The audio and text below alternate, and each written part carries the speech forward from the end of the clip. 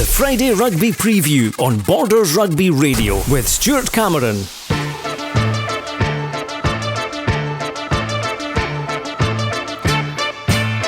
Hello and welcome to the Friday Rugby Preview programme. I'm Stuart Cameron. With me this week is Robin Purdie, and we'll be taking a look at the weekend's fixtures involving Borders teams. It's a full programme of events tomorrow because Scotland's autumn test match against New Zealand will take place on Sunday.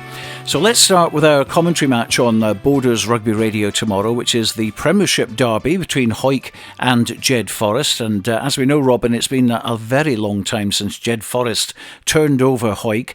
So they're a bit of a bogey team, clearly, for Jedforest. And why do you think that is? Because, I mean, Selkirk don't really have a problem with Hawick, do they? I'm not sure, Stuart. To be honest, Hawick traditionally have had better teams than not just Jed. A lot of teams in stronger squads, but it seems to be a wee bit of a monkey on Jed's back at the moment, and I'm not quite sure what the reason is, to be perfectly honest. Well, as I said, we've seen Selkirk be very competitive against Hawick in recent times, and at Riverside Park, Jed did nil Hawick in the second half and actually won the second half, so they'll certainly take heart from that, I guess. Yeah, and I think Jed have moved on since then. Of course, so have Hawick, let's make no bones about it. But I'm really, really looking forward to this fixture. There's only 3 teams that have scored more points than Jed, Hawick being one of them, and only by 11 points.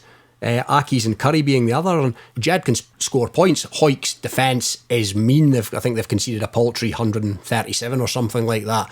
But I think Jed can cause Hawick problems. I wouldn't make Jed favourites. The table doesn't lie, and Mansfield is a bit of a fortress. But yeah, I'm really looking forward to this one. I think this could be a really good game. Well, let's hear from both coaches, starting with the thoughts of Hawick head coach Matty Douglas. The week offs came at the right time. We've had a tough run of fixtures, and the players have came back in this week refreshed and eager to get going again. And we've looked at a few things we didn't quite get right against Selkirk. I thought on the whole a big performance to get a win there. The way Scott's got Selkirk playing and the brand of rugby, they're tough to beat. And yes, maybe we weren't at our best in our attacking sense, but we took our chances and defended very well. I think defence is where we got the game won. They had a lot of territory and possession, but they couldn't convert because we just kept knocking them back. And credit to the players, we had to work for that victory, and you're not always going to get a great flowing game of rugby like it was at Currie, where you're scoring 40 odd points. So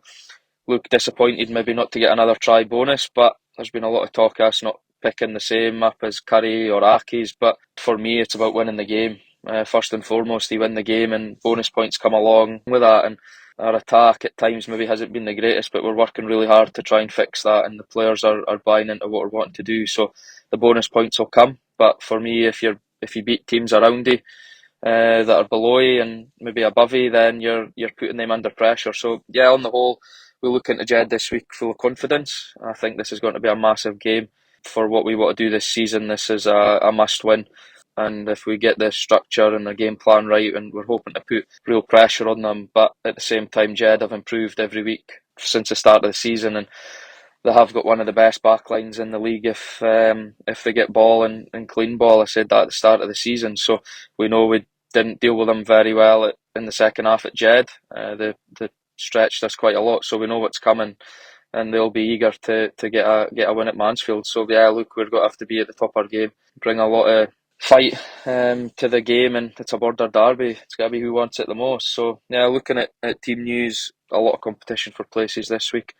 Tough selection and tough decisions, but it's good to have as many players fighting for a jersey. So 2 changes to the starting team that played against Selkirk. In comes Fraser Rennick for Matty Carrier, and also in comes Ethan Riley at 12 for Grant Huggan. On the bench, Ross Graham returns from a head knock. Also in comes Gareth Welsh, Logan Gordon-Woolley, and Rhys Tate is added to the bench. He's the Scotland under-20 captains available this week from the Glasgow Academy, so he takes up the spot on the bench. So yeah, look, it's never easy making tough calls, but it's a squad effort, and it's got to be 20-30 boys that try and get us to where we want to go this season. So there's a lot of boys waiting for a chance. But yeah, look, massive game. It's going to be a ding-dong battle, and it's one that we're definitely looking forward to, and it's a must-win. We need to win to keep the momentum going. And Jedforest coach Andrew Brown. We all know what a tough contest it's going to be.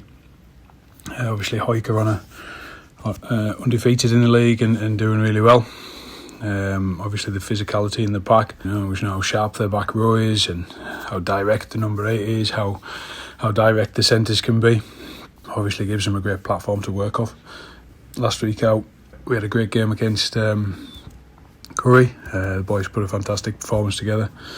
First half was outstanding. We took the game right to them, played some great rugby. We were direct, we were efficient, we stuck to the game plan. It was good to watch. Sadly, the second half obviously didn't quite go our way. We knew Curry were going to come out the blocks, being behind at half time, and we just couldn't quite get a hold of the game. We couldn't get into the right areas of the park to do what we needed to do. But anyway, back to this week, with a few names coming back into the team.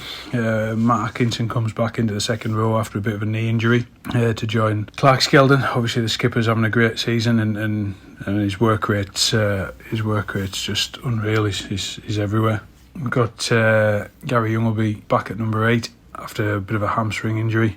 Means Ben McNeil will be moving up to open side to cover the missing Blake Roth. Halfbacks be Aidan Bambrick, Jai McGoffs, both playing really well and combining well together, and Ricardo Ferreira and Gregor Young in the centres. Mason Cullen, Sheila Gibb on the wings, and Lewis Young at fullback. Joining the squad this week, we've got Robbie Deans from the Southern Knights. Should be a massive asset, and we'll be keen to get him on the park early. What better platform than a border derby? Everybody gets up for the derby and the potential to hold the bragging rights for the next few months. So yeah, it'll be no doubt a great contest. The thoughts of Andrew Brown, head coach of Jedforest, and before that it was Matty Douglas from Hawick, and quite right what he says in a way regarding the bonus points. I mean, obviously they are behind. They've got 4 bonus points.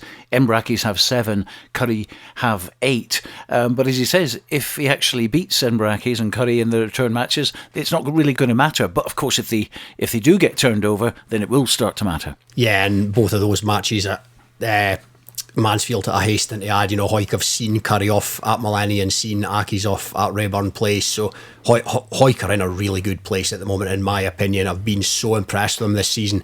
Defensively, I thought they were excellent against Selkirk, and they just look at, Matty mentioned 25-30 boys.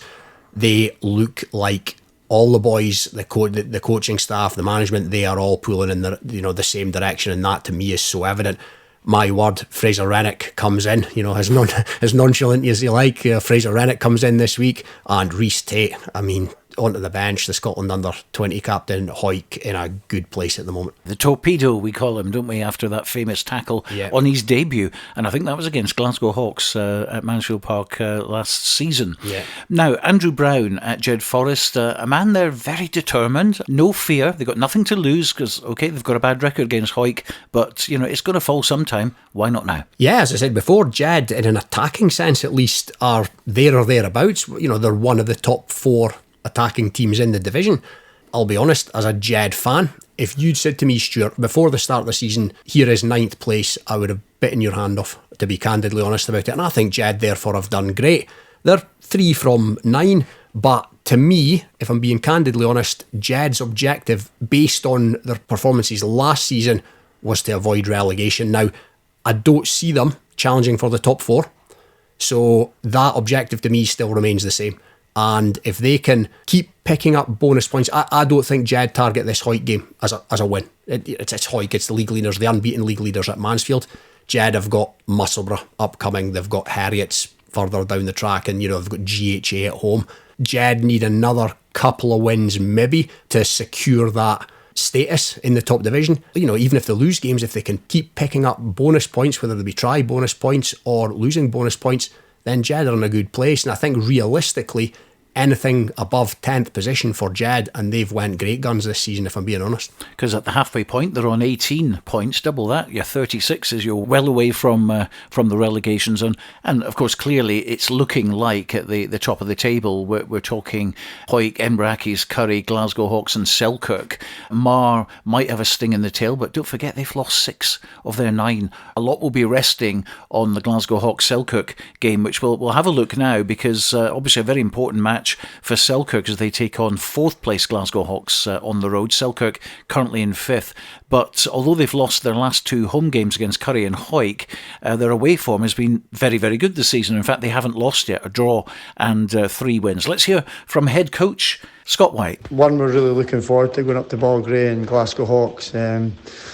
We know what it means to us. It's kind of that pinch point of the season, I dare say, after coming away from Hawick and Currie with no points, not even a losing bonus point for the efforts that we put in, which I thought was fantastic, just to come up short in both games. But we've taken a huge amount away from it. We refocused. We had a wee bit of a lighter week last week in terms, and we just went through real clarity in terms of expectations of players, coaches, and obviously, game management and where we want to play the game this week. So there's been a real clear focus going into Hawks this week, which proves a really, really crucial game in terms of top 4 aspirations. They're 2 points currently above us, so I'd much rather leave Hawick Hawks on Saturday 2 points in front of them instead of 6 points behind them. So look, we know the task at hand. We know it's going to be a huge game for us away on the road. But we've actually been competed fairly well away from home this year, which is really pleasing. And then squad-wise this week, we're obviously strengthened by the Super 6 draft this week, so Alan Ferry and Ben Pickles are both available for selection. Russell Anderson will miss this week and hopefully feature at some point next week. Also, which is great at the club, we've got the likes of Callum Anderson, Ethan McVicker, Donald Nicholl, Callum Smythe all returning to the kind of fold over the next few weeks. So selection wise, obviously been really tough, probably not helped by not having any rugby last week, but pack will remain kind of similar to what we were beforehand at Hawick at home, and backline wise we'll probably have a look at a couple of tweaks here or there with Ben Pickles coming into the backline. A huge amount of competition for places now, which is great, and it makes it tough for me. And as I said to the players, if you get an opportunity in the jersey, it's up to you to take that now. So it's performance based, as well as we've got to keep everybody in the loop and continuing the way that we all want to finish, and that's kind of the main goal of the top 4. So huge amount of focus this week, and one we're all really looking forward to. So just to recap, Scott White there, of course, head coach of Selkirk. They've drawn against Hawick, they won at Musselburgh, they won at Golden Acre against Herriot's Blues, and of course the big one, they won at Fullerton Park against Mar. So some performance there, and obviously looking to leapfrog into that playoff position. Yeah, specialists on the road. Selkirk, I've really liked how Selkirk have went about their business this season. We've spoken before, they've got a lot of boys back from injury. They're a bit like Hawick, it appears to me, in that they're all pulling in the same direction. They recruited really well in the summer. Is it too early in the piece to call this game a bit of a cup final in terms of the race for 4th? I think there's 10 points between Currie in 3rd and Hawks in 4th, so there's a wee bit of daylight there. It would appear that there's 2 at this stage vying for that 4th spot, that being Hawks and Selkirk. But the draft could be key here. Ben Pickles coming in, Alan Ferry, what an acquisition that is. And yeah, I would not be at all surprised if there was a raucous Selkirk bus heading back along the M8 on Saturday late afternoon. Well, they certainly don't mind travelling. It's as simple as that. And let's have a look at the table then. Hawick, Accies and Currie, 38, 37, 37 at the top 3 positions, and they're pretty much home and dry, you would have thought. It's Hawks on 27, Selkirk on 25, so you'd think the 4 playoff places are likely to come from these 5 clubs. But there's still a lot of rugby left in this season, of that there's no doubt, and I'm sure Mar will have a part to play in who gets into that top 4 later on in the season. Our commentary game then tomorrow is with Robin and Dale Clancy.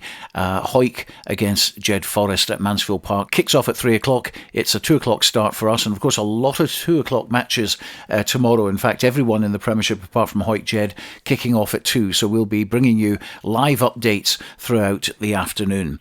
Well, moving into National 1, and Kelso's win last week at Dundee sees them 6 points clear, but of course they do have a game in hand, one more than Ayr in second place in particular, and they've got a good chance tomorrow to consolidate their position with a home win against 10th placed Watsonians. Here's Kelso Director of Rugby Neil Hinnigan. Watsonians are coming to Pointer Park on Saturday. They'll be looking to get themselves up the table a little bit. They're and some needed some points at the other end of the table. Ourselves, we just need to concentrate hard and try and keep on the form from last week away to Dundee, which was a tricky match in tricky conditions, but we certainly played well for most parts of that game. That was us probably just getting over the Melrose result the week before, so pretty much unchanged team.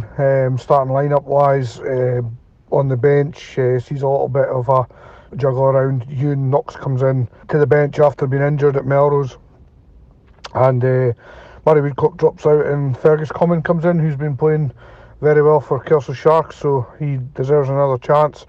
And Nick Stingle potentially make his first game of the season for the first team from the bench as he comes in for Mark Wilson. So there's a few changes of personnel on the bench, but the starting lineup is pretty settled. So yeah, we go again. Obviously the objective's to get 5 points, but it won't be easy. When you're playing teams who are just in as much need of the points as ourselves, there's always going to be battles around the park, and we just got to stay fully concentrated for the 80 minutes and hopefully get the job done. But yeah, Watsonians are no mugs, and they like to play a wide, expansive game, and they can catch you on the counter attack.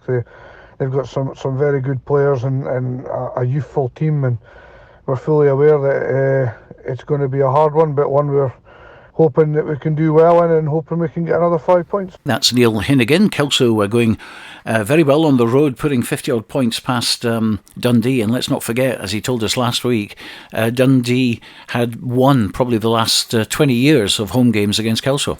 I think that was an absolutely sensational result for Kelso. I know they're top of the league and Dundee are a bit further down the table, but I genuinely believe that Ayr, Gala and Melrose would have had one eye on that game. 11 a.m. start, bus leaving Kelso at whatever ungodly hour.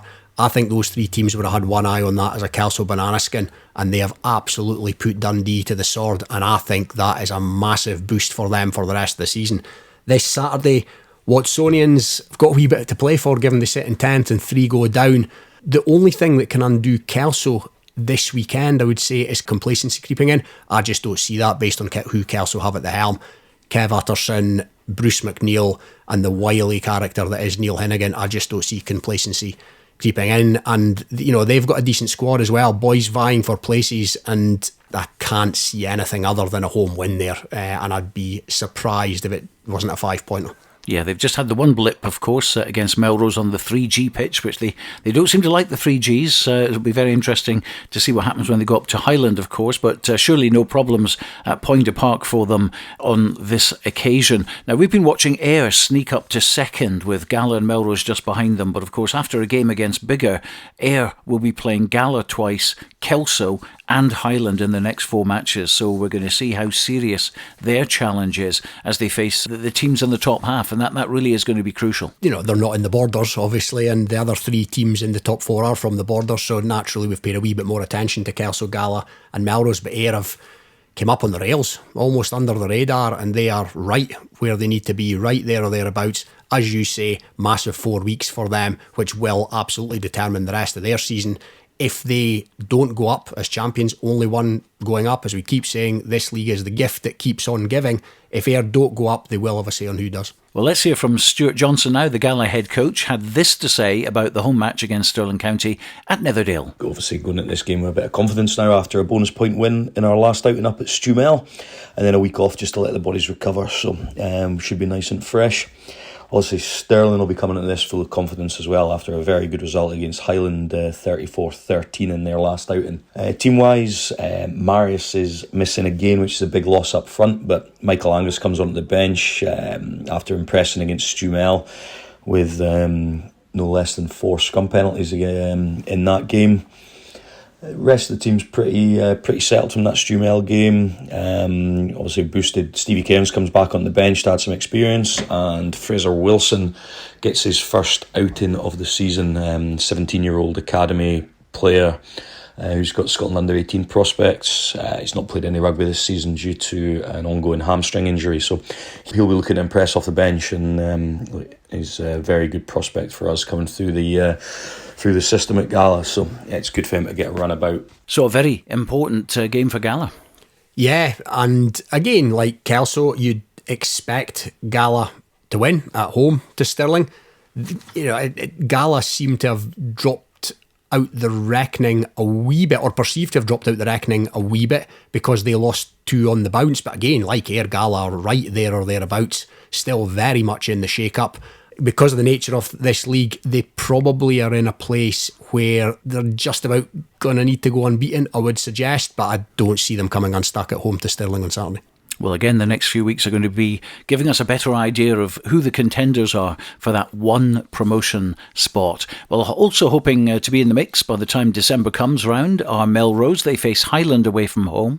Highland, the other team in the league, which has a 3G pitch, and head coach Bert Grigg thinks that might be key to Melrose winning the game. Tough trip for many teams to go. We're probably fortunate in that they also play in a 3G surface, so look, we've got this sort of the head start on many clubs there, where we also train and play on that type of surface. So real no excuses for going up there and having to change our game plan massively, which is quite fortunate. A couple of changes to be made in the pack, just a couple of boys with injuries. Angus Runciman out with a long-term injury for the foreseeable, which is obviously going to be a huge miss, just with the experience that he brings to the side. But look, an opportunity for those boys on the bench or out of the Storm that are going to step up into that role and look to make that jersey their own for the foreseeable future. Luckily, backline unchanged from our last outing versus Kelso, so we've got a bit of consistency there. Last few weeks actually, same backline as what we had against Biggar as well, so good to see us getting a bit of consistency there, and I think that's going to be a massive bonus for us come Saturday in what should be a really competitive game. Obviously Highland sitting just behind us in 5th. They've obviously got a really good home record, struggled a couple of times away from home. I know they pushed the likes of GHK and Kelso close away, and then picking up wins versus Ayr and Gala, who are sitting above us in the table when they played them at home. So look, we know it's going to be a tough test on Saturday, but we've put in the work this week, Tuesday and Thursday night, real good sessions. Boys are understanding how we're looking to attack this game, and we're hoping to put in a performance that'll make sure that we earn that result come 5 o'clock on Saturday afternoon for the long bus trip home. So a level playing field literally for Highland and Melrose. And while Highland don't travel all that well, they're unbeaten at home, and they'll see this as a real opportunity to close the gap on Melrose in the table. Yeah, Highland are the quintessential Jekyll and Hyde team, really, aren't they? They're very strong at home and they don't travel so well, which is kind of understandable given the distances they have to go some of the games, of course. Melrose, again, I've been really impressed with them since their early season couple of losses. And again, we talk about teams flying under the radar. They have done that. They're not doing it now because they're right there in the shake-up. It's going to be a tough ask. The pitch could be a leveller, like say Melrose used to playing on that kind of surface. I think the big thing for me, and Bert mentioned it there, is the loss of Runciman. If there was one team that could have done without losing one player, it's Melrose and Runciman. To me, he's their key man. He's their enforcer, he's their tough guy, as well as being a damn fine rugby player. And that could be the difference. It's unspeakable blow, to be honest. But, as he said, it enables somebody else to come in, and let's see what happens. I can still see Melrose sneaking a win up there, and it would be a great win. It would possibly be their best win of the season, and they must look back now on that Stirling game, first game of the season, and think, what on earth? And of course, they lost by a point or whatever it was down at Ayr, having played 60 minutes, was it, with 14 men. So fine margins, but that's what this division is all about, the finest of margins, bonus points, not losing essentially. But yeah, Melrose absolutely in the shake-up now, but a big weekend for Melrose. Let's have a look at the table then. It's Kelso at the top, 39. Remember that game in hand for them. Ayr 33, Gala 31, Melrose 30. Then it's Highland 23, Biggar 18, Stirling 18, Dundee 15, GHK 12. And a little bit of movement at the bottom now. Watsonians 11, Aberdeen 10. 2 wins for them now. And Stewmel at the bottom with 6. Yeah, 3 down at the bottom this season. Watsonians, have got plenty to play for against Kelso this week, as I say. But yeah, Aberdeen picking up that, Aberdeen almost looked dead and buried, winless for the first 6 games or whatever it was, but they've picked up a couple and the prospects just look a bit bad. It's now Stewmel, for whom things look a wee bit ominous, on 6 points at the bottom. Stewmel only win was in fact on the first day of the season at home to GHK, but of course they did get within 3 points of Highland and bigger at Inverleith, so they're no mugs and they could yet score some points. Oh yeah, it's still, they're not out of it, absolutely not. And I think they went all right in the second half against Kelso as well. I think was it Strachan, this veteran scrum half they brought on, and that sort of almost changed the game. So, no, they're not out of it yet by any stretch of the imagination, but they need to start picking up some W's somewhere along the line. Moving to National 2, and good to see a Borders team at the top of the table in this league as well. Peebles 3 points clear at the top on 32, with Glasgow Accies and Newton Stewart both on 29. Falkirk have 27, Kirkcaldy 24, but Berwick and Preston Lodge not far behind either on 21 each. Now, in that league, Peebles have a home match against fourth placed Falkirk, and here's head coach Ian Chisholm. I really felt it was our tactical discipline that let us down last weekend. As winter comes in and the weather deteriorates, I think we need to do a better job of playing in the opposition's third and putting them under pressure rather than doing that to ourselves. I'm going to contradict myself here a wee bit, but of course as winter moves in, we are going to have to make small adjustments to our game. We're going to have to kick more, we're going to have to maul more, and we're going to have to, in speech marks, play in the right areas. And I'm not a huge fan of that term, to be honest, but we're top of the pile at the moment. We're being hunted by everybody, so we're just going to need to play a wee bit smarter, in particular the early stages of the game, so that we're not playing catch up when the second half comes around. I do think that the whole pitch is the right area if you see an opportunity, and I back the players, and it's up to them to be brave enough to ID and execute under pressure. And I think the 50-22 rules has helped us a lot. So we think there's always space to attack, whether that be run space or kick space. But again, we're going to have to, particularly this weekend, we're probably going to have to kick a bit more in the early stages of the game and put them under pressure rather than kicking off the back foot and struggling out of our half. Some positives to take out of last week. Our set piece was quality. Line out wise, John Napier hit every single one. His combination with Rowan McKeever was key. I thought we brought a lot of tempo to not just our line out, but how quickly we were getting to set up for a scrum and get them through it. We really weren't giving the opposition an opportunity to rest at all. Our ability to grind out a result when it mattered was also key, and the ball was in play for 40 minutes, for over 40 minutes, and that's huge for club rugby. So we know we're fit enough to keep going through that 40-minute mark, but of that 40 minutes, we only had about 40% possession. So we need to start spending more time with the ball in the right areas of the field, again in speech marks. But it's also interesting to know that we can influence ball and play time when we don't have the ball. A lot of that's just by not giving away penalties and letting the opposition take a break there, kick the touch, get the rest on the way there, and do what they want to do. So the majority of teams in our league, they want to go set piece to set piece because it gives them an opportunity to get a breather and practice what they probably do a lot of training. I'm really hoping for a nice day tomorrow. I know Stevie Leckie, Falkirk head coach, and their boys, they'll want to play a bit of rugby, but so do we. We expect them to play a fast and expansive brand, and I have a funny idea that they're probably going to attack short sides quite a lot, so we're going to have to be clever about where we afford them space to attack. Our squad: Andrew Brown, John Napier, John Gray, Cammy Pye, Ross Brown, Rowan McKeever, Finlay Collins, Finlay Sinclair, David Collins, Ian Chisholm, James Dow, Rob Harrison, Jack Harrison, Buster Davidson, Donald Anderson, Lewis Copeland, Andy Muir, Ewan Jackson and Murdo Anderson. There's lots of sons in there. It's like a Norwegian national team. Neil Hogarth drops out. He's struggling with a virus at the moment and he'll be a massive loss for us. But look, Andrew Brown, he comes into the squad and he does a lot around the park. While he's probably not got that power that Neil Hogarth has, Andrew Brown, he's a quality defender. He gets on ball a lot. He's really effective with his clears. So where we lose that bit with Neil at set piece time, we probably gain in Andrew Brown eventing a lot more. Andrew Muir comes back into the squad and he gives a bit of bulk off the bench. And Lewis Copeland, I thought he was quality in the 20-30 minutes that he came on. He brought a lot of energy to our defence when we needed it.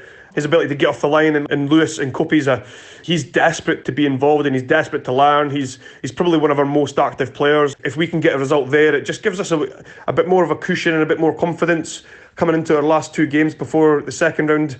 We are missing all of our Colts, our young boys this week as they have a Scottish Cup game and we agreed that at the start of the season that they would go back to the Colts in the big games. So Ewan Hunter and Frey McKeever, they'll be playing on the Gates against Mackay.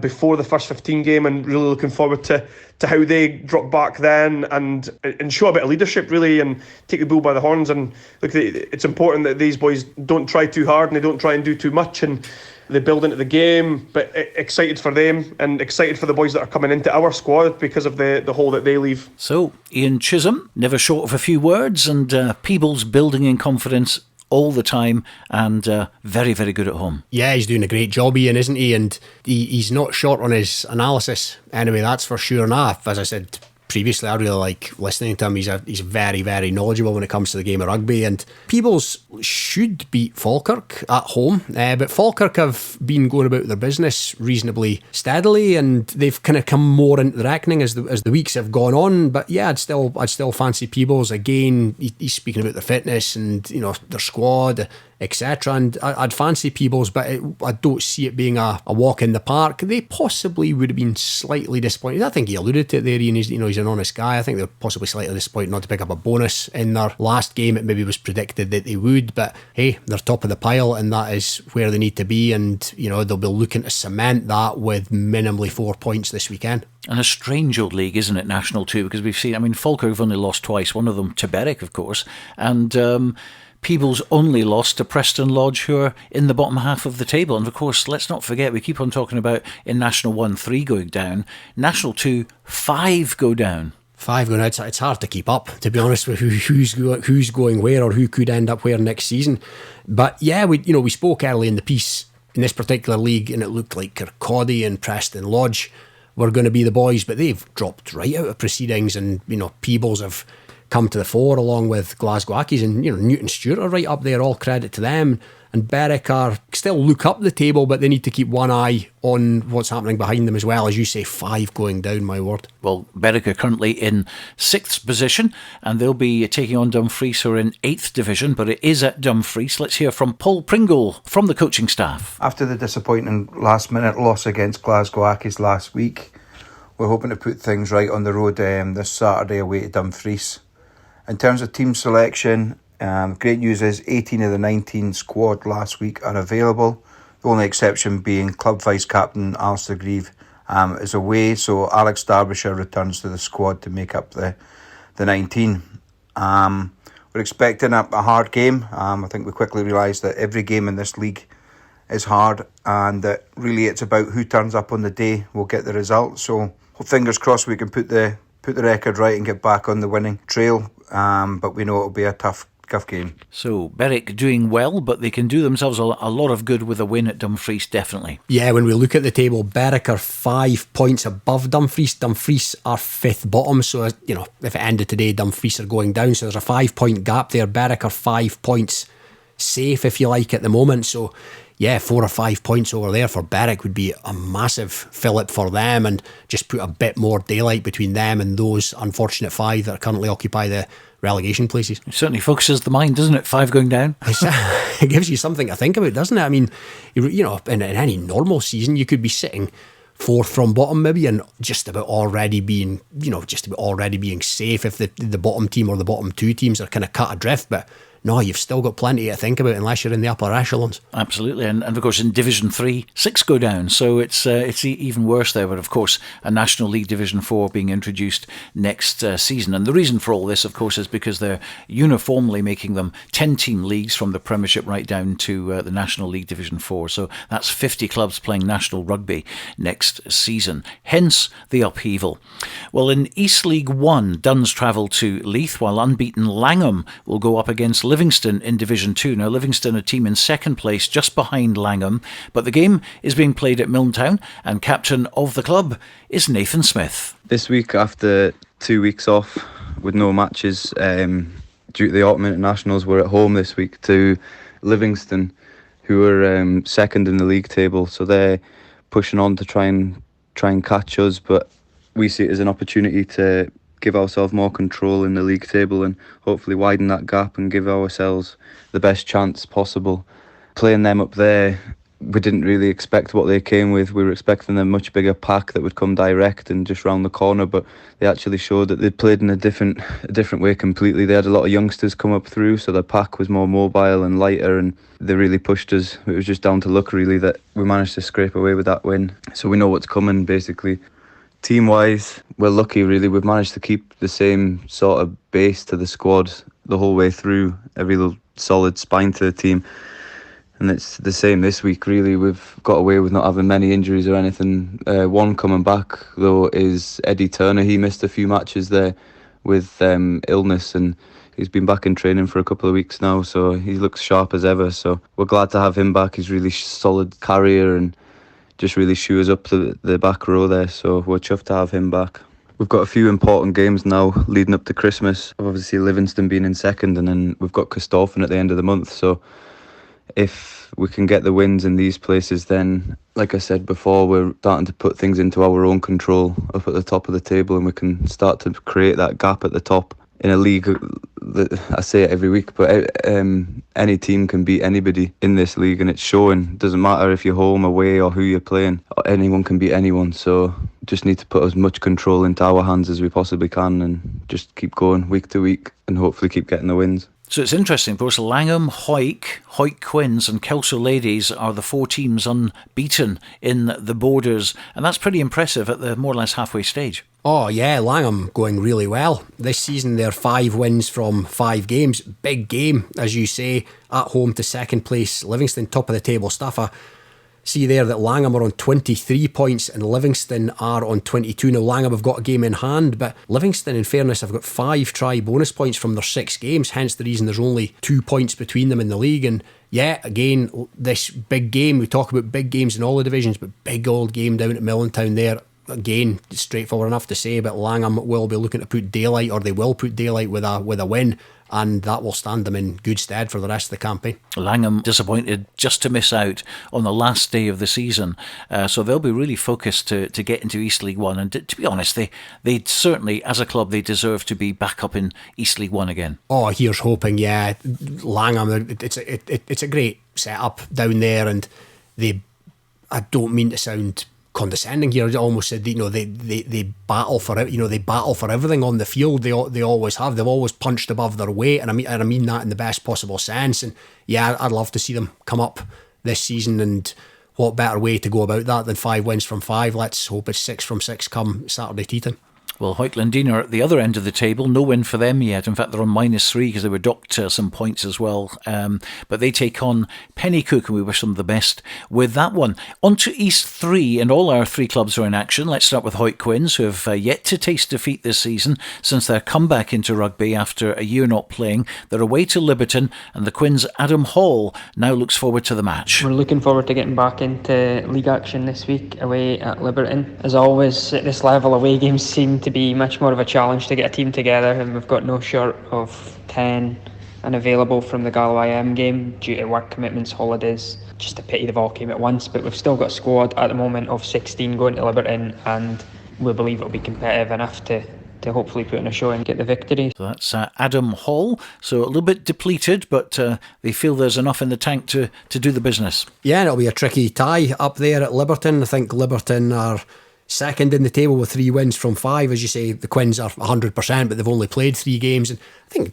again, I don't know what's I'm condescending, but it's just great to see the Quins getting rugby again. Obviously, they had the season away, but they're back, they're doing well. The mighty Quins, there's a few old stagers, I think, in the ranks as well. And again, that's great to see that, if you've got young stagers, old stagers, just get boys on the park. And a big result for them, of course, earlier in the season was smashing Edinburgh Northern, who were 5 from 5. And, they really dismantled them. And, of course, they're now in the bowl final, the East Bowl final, to play the Edinburgh Uni Medics. And that's taking place at Peffer Mill in a few weeks' time. So we certainly wish them well. We could even, on their comeback, get some silverware in the cabinet. Oh, yeah, it would be great to see. I've always had a lot of admiration for the Quins, in the same way that a lot of admiration for Lindeen and back in the day the YM and the Trades. It really is a great indictment, if you like, of Hawick Rugby, that these teams exist in their own right, and yeah, if they can pick up a bit of silverware, then absolutely fantastic. Well, I mentioned Edinburgh Uni Medics, who are playing the East Bowl final against Hawick Quins. Earlston are actually on the road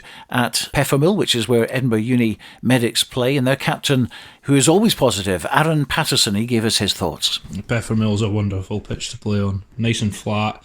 Should be some good running rugby to be able to be played on it, and that's what we hope for. As usual, every week, we go out and we give 100%. We've came a long way in the past couple of weeks, and I think all the lads enjoyed their break last week, so we're going to go out there and we're going to play rugby we can, as we usually do, and try and build on the win from our last game against Liberty. That's really all we can do for now, is just keep building, keep moving forward, and seeing where we end up moving into the Christmas break.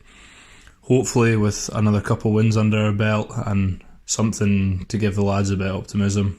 It's not necessarily been the start that we've wanted, but it is what it is, and we've got to work with what we can. So this weekend we're expecting a lot of running rugby. We're expecting the Uni Medics to be wanting to just run the ball all day long. They're going to be young, they're going to be physical, and we've got to match that fitness wise. And I think that'll be the decisive factor of the game, is who runs out of steam first. Our pre-season was a lot better this year. I have reason to have hope that we're going to be able to keep up with them, even though we maybe have quite a few more older heads in the team that aren't quite as fit as they used to be when they're younger, but we're going to go out there and we're going to see what we can do and hopefully come back with a result. Aaron Patterson from Earlston, we wish them all the best. Also in East 3, Gala YM are on their travels too. They visit Bangham to take on my old school Trinity Ackies, and they're in search of points, sitting at the bottom of the table. Well, that's just about it for today. Don't forget, Borders Rugby Radio coming to you live from Mansfield Park tomorrow at 2 o'clock. Full commentary of Hawick against Jedforest with Robin and Dale in the commentary box. Thanks for listening though, and from Robin and me, bye for now.